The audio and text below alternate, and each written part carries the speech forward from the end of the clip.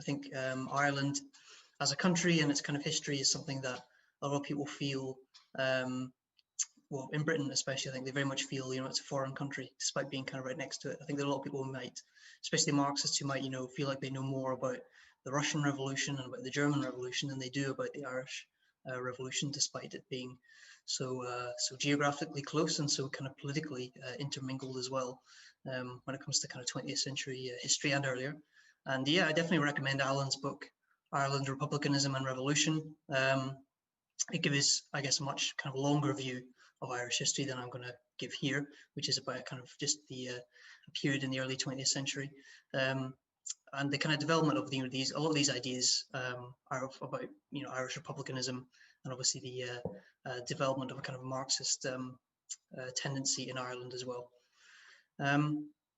So I mean, Ireland is known as Britain's oldest colony. I think to many people, for good reasons. I mean, it was one of the first countries that was conquered by, you know, members of the British ruling class, and it faced hundreds of years really of conquest and of exploitation and of repression at the hands of British kind of colonists and imperialists.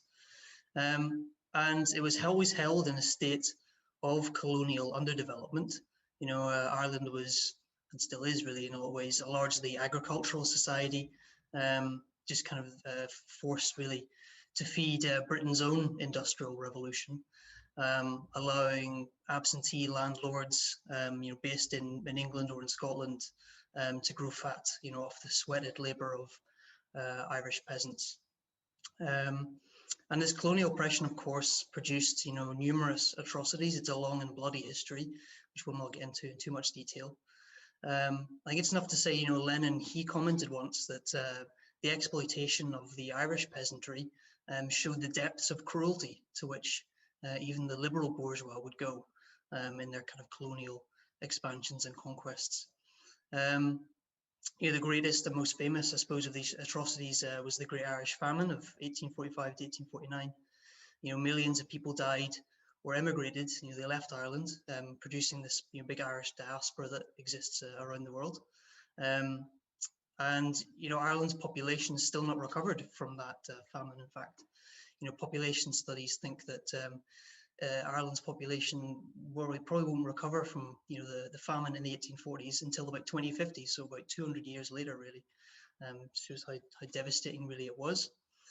And of course, as well as this this history of oppression, which is, you know, quite ugly, Ireland also has a long history of rebellion and resistance, you know, as a result of this oppression, you know, producing national or aspirations for national freedom and self-determination in Ireland. You know, it's kind of, I guess, famous. Well, there's definitely a kind of a famous aesthetic anyway of Ireland as this kind of rebellious country anyway. You know, there were revolutionary democratic uprisings in 1798 and 1848 and other years, you know, often inspired by the bourgeois revolutions of Europe. And, you know, these movements were, of course, often led by bourgeois and petty bourgeois Democrats. You know, there were reformist, sort of constitutionalist organizations formed out of this kind of national liberation movement, like the Irish Parliamentary Party, that after the 1801 Act of Union, they sought to achieve home rule for Ireland, similar to there's a movement in Scotland as well. You know, which essentially was just advocating, you know, the re-establishment of an Irish Parliament. You know, these people, the Irish Parliamentary Party, they were purely bourgeois kind of nationalists. They just wanted their share of the profits, you know, being squeezed from Irish workers and poor farmers. And there was obviously as well a more radical petty bourgeois tendency as well, like the secret underground Irish Republican Brotherhood, you know, known as the Fenians as well. Obviously today the word is mostly offensive, but that's what they were known as at the time. And they, you know, as the name suggests, were Republicans. They sought to establish an independent Irish republic. You know, they were often inspired by, you know, the kind of the radical left wing of like the French Revolution, you know, Jacobins, people like Auguste Blanqui and things like that. And Marx and Engels, you know, they commented in their time on the Fenians, you know, in the era of the First International. They condemned, for example, the public execution of Fenians in Manchester, the Manchester Martyrs of 1867. And it was an important kind of issue for them. They came to understand that the solution to the national question in Ireland, this Irish problem, as it was referred to by the ruling class in Britain, it was a necessary part or prerequisite for the proletarian revolution in Britain. They understood that as long as Ireland was held in chains and the British workers could never be free, that national oppression would always be a reactionary bulwark against class solidarity.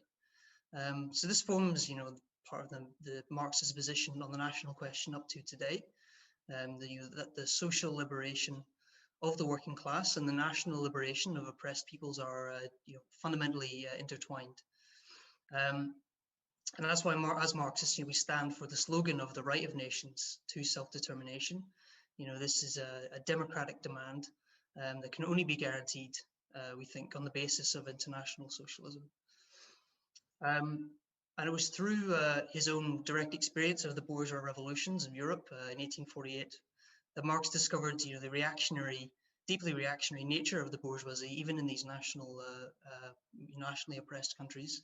They're so tied to the wealth and privilege of the old regime, and they so feared, unleashing the revolutionary energies of the working class, this new class in society, that they, could not even lead a bourgeois. The bourgeoisie could not even lead a bourgeois democratic revolution to its own conclusion. And it's from this, experience that Marx would coin the term permanent revolution, which is one that's very important for us when we study Ireland. Permanent revolution is, of course, a theory that was subsequently developed by Leon Trotsky. It's a theory that, ascribes the leading role in the national liberation or bourgeois democratic movement to the working class as the only consistently revolutionary class who, in the process of completing the tasks of the bourgeois democratic revolution, they realized the necessity of adopting proletarian socialist, tasks. For us, this theory of permanent revolution, has been confirmed by history in a positive sense by the Russian Revolution of 1917. But importantly for this session, I think in a negative sense by the Irish Revolution, because as we'll see, the bourgeois leaders of the Irish Revolution, they betrayed the Irish Revolution. The Irish working class and the Irish labour movement, played only an auxiliary role to the bourgeois nationalists and Republicans. Without their own proletarian revolutionary leadership, the working class, the prospect for social revolution in Ireland was lost. I think that's the main kind of point we're going to try and bring out today. So the Easter Rising of 1916 is probably the most famous example of, Ireland's, rebellion and trying to achieve independence. It was the spark which, lit the fires really of this Irish revolutionary period. And the event itself, I think people will maybe have some familiarity with it.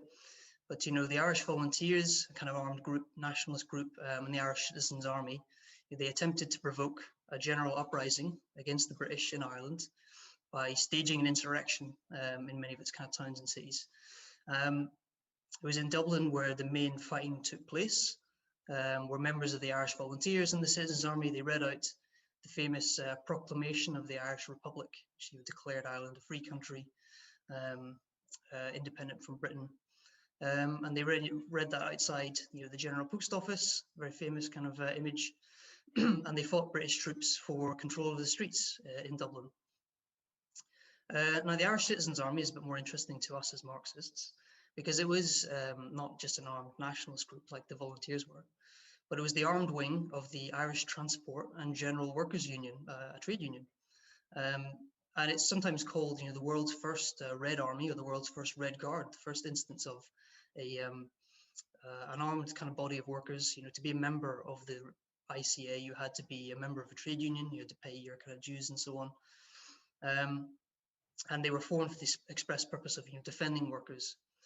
Both the union and the Citizens Army, they were formed in the titanic class battles in the period before 1914, so a little bit before the 1916 Easter Rising. You know, with the 1907 Belfast Dockers strike, which is broadened out to be a general strike, and the 1913 Dublin lockout as well. And in this lockout, which was an attempt to destroy the transport union, the ITGW, workers, were killed in baton charges by the Dublin Metropolitan Police. There are instances of drunken police officers, going from house to house, beating people up, attacking picket lines, and so on. And in response to this, the union, said they needed to arm themselves, and they were organized into military units to protect strikers, essentially. And I guess a shadow of maybe things to come. Bourgeois nationalists like Arthur Griffiths, who headed the Sinn Féin party, which was a tiny, obscure party at this point, they actually opposed the workers in the lockouts. They sided with the bosses. They argued that that the union was some kind of British plot to destroy Irish industry. Kind of a ridiculous idea.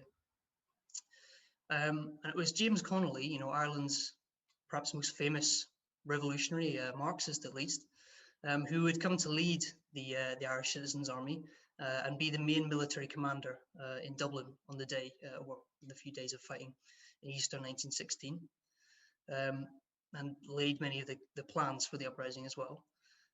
The uprising itself was brutally crushed, wasn't successful. The rebels were vastly outnumbered and outgunned.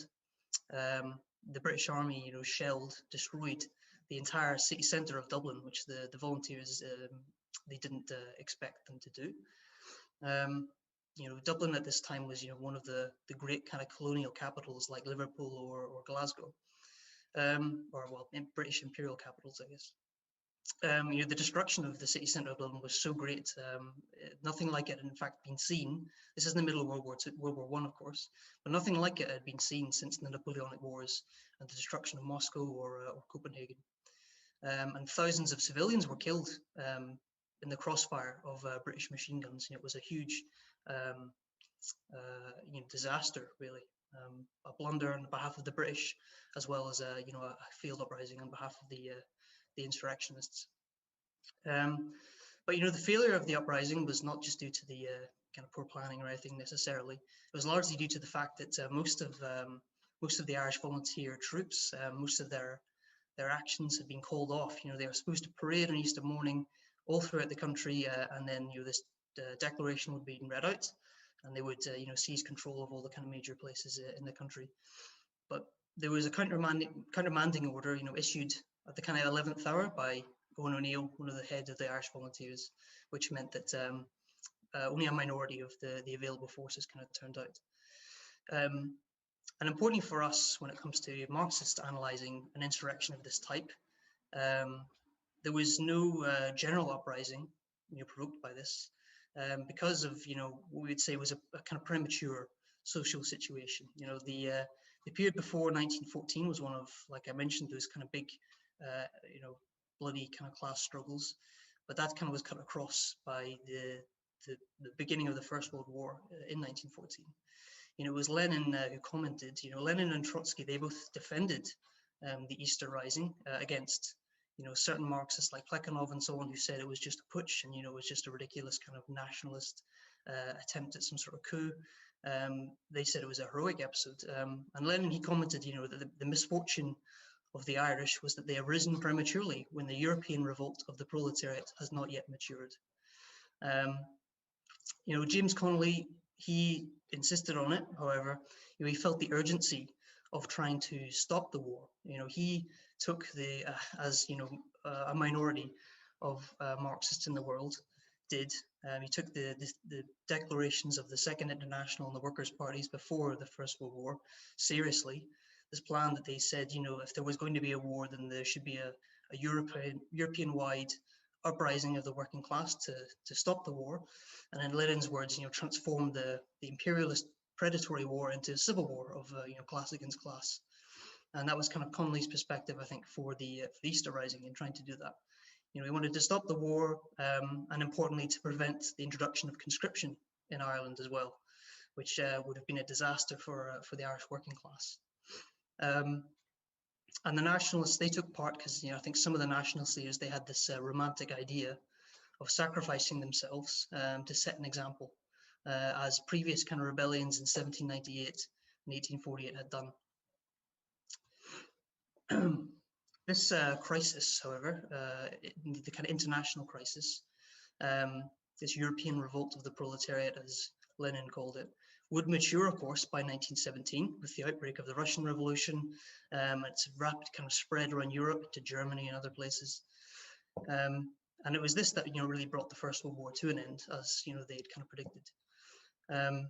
And in Ireland, revolutionary republicanism, it leapt from being this minority underground tendency to being a mass movement. In fact, people were shocked by the brutality of the executions, the arrests, the internment of thousands of people following Easter 1916. As it has many times throughout history, the whip of reaction drove revolution forward. Because one at a time, in fact, day after day, and reported in the press, the leaders of 1916 were all executed, with the exception of Eamon de Valera. And Connolly himself, he was so badly injured in the rising that he could not even stand to face a firing squad. So instead, he was lashed to a chair and shot, which evoked a lot of sympathy for him amongst the Irish public. So the change in the situation really was apparent after the 1918 general election, in which Sinn Féin swept the board, despite even many of its candidates still being interned in prison camps in Wales and other places. Sinn Féin actually had nothing to do with the Easter Rising, and historically weren't even a Republican party, but they were so heavily vilified by the press that their public profile increased dramatically. And the leaders of the Irish Republican Brotherhood, who had planned the Easter Rising, they took over the party, and it became their kind of political vehicle. It became a kind of a mass kind of Republican party. The Irish Parliamentary Party that I mentioned before, these kind of bourgeois constitutional nationalists, they were completely smashed by the election. People didn't forget how their leader, John Redmond, had supported the war and encouraged Irish people to volunteer to fight in the British Army, which had completely split the nationalist movement. But importantly for us, Irish Labour, there was a Labour Party in Ireland at this point, which had been founded, in fact, by James Connolly. They did not even contest the election in December 1918. After the death of Connolly, it meant a kind of loss of leadership for the Irish Labour movement and the Labour Party, much in the same way, after the death of Rosa Luxemburg or Karl Liebknecht in Germany led to a kind of a dearth of revolutionary leadership. The Labour Party, under people like Johnson, they adopted an opportunist position when it was advocated by Sinn Féin, and that was known as Labour must wait. So this idea that the working class needs to be subordinate to the nationalist leaders, that Labour issues about jobs, poverty, things like that, all needs to be postponed until after Ireland has been freed from British rule. And in practice, as we'll see, this meant opposing the independent revolutionary action of the working class. So, on the 23rd of April, 1918, there was a general strike declared throughout Ireland. Every town big enough to have a trades council held a demonstration. Hundreds of thousands of workers who had never even been on strike took part. The Times commented that Irish Labour had found its strength after viewing how solid the strike was. And it was evident from 1918 onwards that it had. The number of strikes doubled in 1918 versus 1917. There were 20 new branches formed a month for the Irish Transport and Generals Workers Union versus 2 a month in 1917. The union had over 70,000 members by the end of 1918 versus less than 5,000 at the time of the Easter Rising. And there was unrest among workers and poor farmers all throughout the country, from land seizures in Clare to occupied coal mines in County Leitrim. But despite all this, despite this opportune situation for Labour, the Irish Labour leaders, they stood aside in the December election, as I already mentioned. And the general strike that year in April was officially only about protesting conscription. Of course, the Labour movement opposed this, and it should, but the Republican kind of leadership, which the Irish Labour Party subordinated itself to, tried to restrict the strike just to those demands about conscription. It's the following year. It's the following year in 1919 that marks the beginning of the Irish War of Independence and the kind of real beginning of this revolutionary period. The Irish Republican Brotherhood and the Volunteers, they merged to form the Irish Republican Army, the IRA, and they began their guerrilla war targeting the Royal Irish Constabulary in the countryside. I assume everyone has kind of heard at least a little bit about this campaign. It's obviously one of the most kind of famous elements of Ireland's revolution. The flying columns, Michael Collins' active service unit, the depraved terrorism ordered by Winston Churchill in the form of the Black and Tans and so on. And while many legends have been written about this guerrilla campaign, it obviously played a significant part in liberating Ireland. The real thing that brought the British Empire to its knees was not the IRA, but in fact the Irish working class that made the entire country just ungovernable for the British administration. So in January 1919, Sinn Féin MPs, they gathered to form a provisional revolutionary government called the First Dáil, Dáil Éireann. It affirmed the Easter Proclamation, issued an appeal to governments of the world for recognition. At the time, the Paris Peace Conference was going on after the First World War, and in a kind of a reciprocal favour to the Labour Party for standing aside in the December election, which meant that Labour had no actual representatives in the First Dáil. They passed, the Democratic Programme, which contained policies like the nationalisation of land, of natural resources, state education, the alleviation of poverty, and so on. However, Sinn Féin didn't really take these policies seriously. They didn't issue any revolutionary decrees to implement them. They didn't put any money towards them. And most Dáil members didn't even read the programme before voting for it. And it was redrafted at the last minute to remove some of its more socialist elements. It was really just an affirmation of the Labour must wait policy. These things were for after Ireland was freed from Britain. Despite this policy, however, the working class would not sit on the sidelines while the IRA, fought to expel British forces. Also in January 1919, a general strike took over Belfast for several weeks. It started as a strike in the shipyards, it broadened out to include other industries, and when railway workers, who were some of the most best organised workers, threatened to join it, it was clear that the strike committee was completely in control of the city. Something that they weren't entirely comfortable with.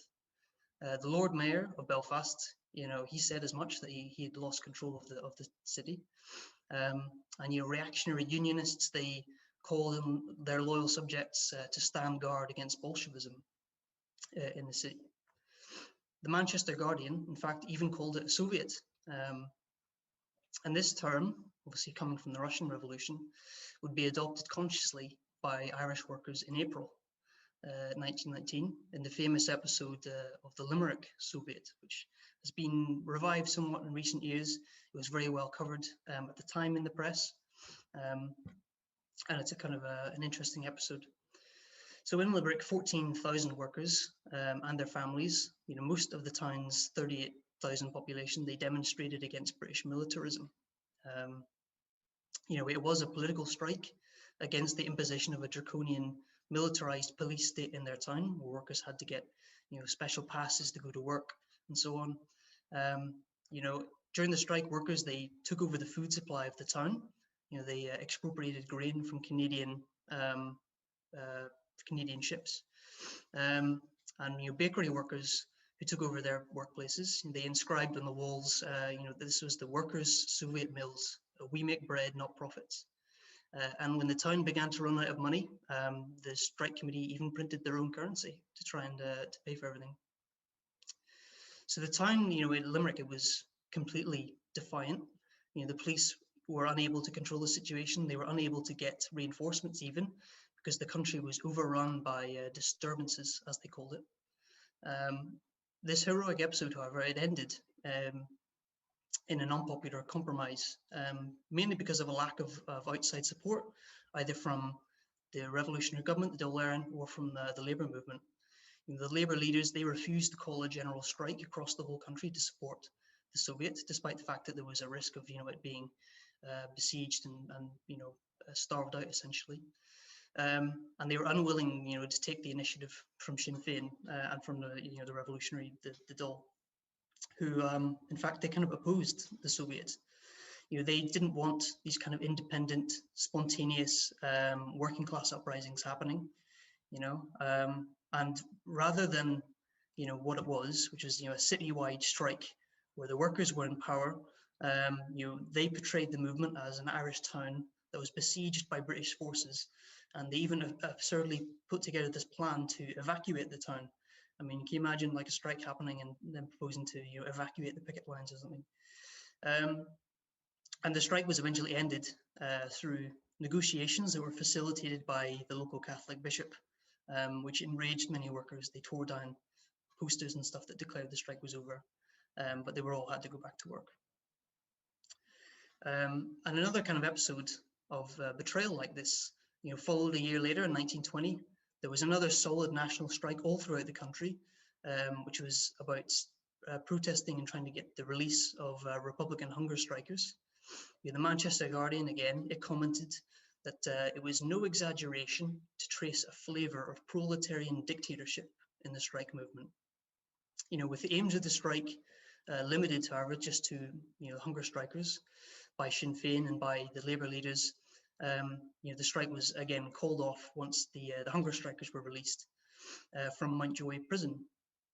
And in the kind of microcosm of this, outside that prison, there was an enormous crowd, but they were who threatened to storm the gates. There was a rumor going around that they were going to steal a tank and crash it through the gates.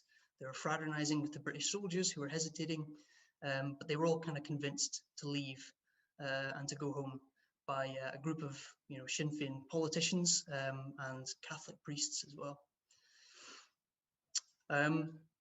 So there are countless other examples, really, smaller ones throughout the country, of workers taking action against British militarism and imperialism. But this whole period of unrest, this revolutionary period, this revolutionary crisis in Ireland, was limited really because of this lack of a real revolutionary proletarian leadership.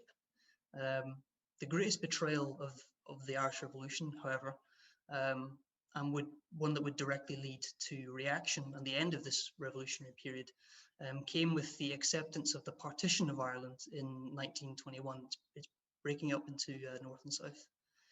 So for centuries, the British ruling class had laid the basis of sectarian division in Ireland, Catholic versus Protestant, in a classic kind of divide and conquer tactic, something they practiced in Ireland and have used in all other kind of colonial projects throughout the world. Many times throughout Irish history, in the period we've just covered, in the pre-1914 period and others, the working class stood, united against this division, conscious of its own class interest versus this divisive interest based on creed. And in order to permanently, seemingly, break this unity and cement sectarianism into Ireland, the imperialists, they proposed to the Dáil a peace treaty in 1921, which created two semi-colonial states, essentially, one in the north and one in the south. And this is the situation territorially that remains today with Northern Ireland and the Republic. This treaty proposal, it split the nationalists. They had no real kind of response to it, into pro-treaty and anti-treaty sides, which led to the Irish Civil War in the kind of 1930s. But in reality, despite this kind of civil war, both sides were actually willing to accept partition, at least as a temporary kind of thing. And these two halves of the Republican movement, the pro-treaty and anti-treaty, they formed the two civil war parties that still exist to this day, Fianna Fáil and Fine Gael, who supposedly oppose each other, but they form the current government of Ireland. Actually today they're in coalition with each other. They're the two kind of parties, the two halves of the Irish ruling class, really. Fianna Fáil, a bit more of an economically nationalist and inward kind of looking wing, whereas Fine Gael represents more the wing of the Irish bourgeoisie that's directly dependent on the British Empire and on foreign capital. 30 minutes gone. So decades before, this acceptance of partition, James Connolly, he had warned that the partition of Ireland would lead to what he called a carnival of reaction. And he was proven correct, really. The Northern Irish state was immediately one in which Catholics were oppressed as second-class citizens, with extreme property qualifications to vote. The entire borders of the state, in fact, were drawn up so as to ensure that the Catholic population was a permanent minority and could never really exercise any democratic power in the state.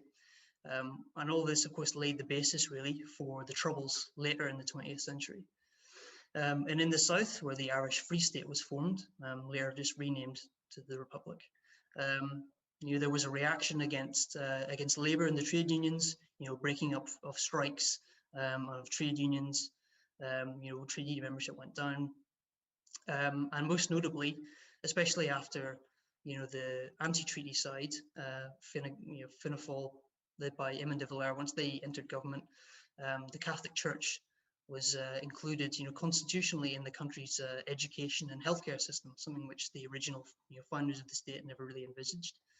And this has led to many atrocities kind of since, with the mother and baby homes and so on. And Emily mentioned this recently, this kind of huge sort of progressive movement in Irish society against Catholic Church control, against the social power that the Catholic Church wields in Ireland, on behalf of the ruling class, on behalf of the bourgeoisie.